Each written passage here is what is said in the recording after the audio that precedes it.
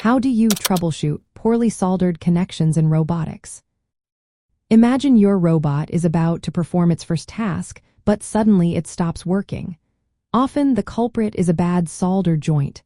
Troubleshooting these issues is like detective work. First, start with a close visual inspection. Look for dull, cracked, or uneven surfaces on the solder joints. These signs often point to cold joints, which happen when the solder didn't melt properly.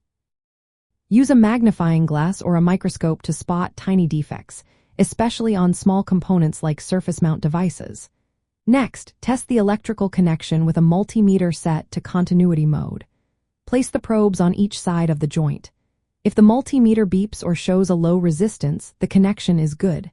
If not, you know there's a problem. When you find a bad joint, reheating and resoldering is your best move. Apply heat evenly to both the component lead and the printed circuit board pad. Use a temperature-controlled soldering iron set to around 350 degrees Celsius for most electronics. Make sure the solder flows smoothly and bonds well. If the joint looks dull or has excess solder, clean it first. Use isopropyl alcohol and a small brush to remove oxidation and flux residues. Sometimes, too little solder causes weak connections.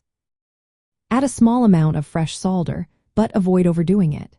If there's solder bridging between two pads or leads, carefully remove the excess with solder wick or a solder sucker. Proper heat application is key. Overheating can damage components or lift pads, while underheating prevents proper flow. Use a soldering iron with a fine tip for precision. Applying flux before soldering helps the solder flow better and removes oxides.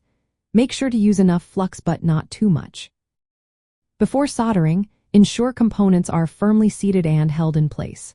Movement during soldering can cause cold joints or tombstoning, where one end lifts off the pad. In robotic soldering setups, maintaining consistent process control is vital. Use robotic arms or laser soldering systems for precise heat and feed control. Regularly calibrate your equipment to keep everything running smoothly. When building and prototyping, design your PCB with enough space between pads to prevent solder bridges. Preheat the PCB and components to improve solder flow and penetration. Automated optical inspection systems can help catch defects early, saving time and effort later. Remember, fixing poor solder joints quickly and correctly ensures your robot works reliably and lasts longer.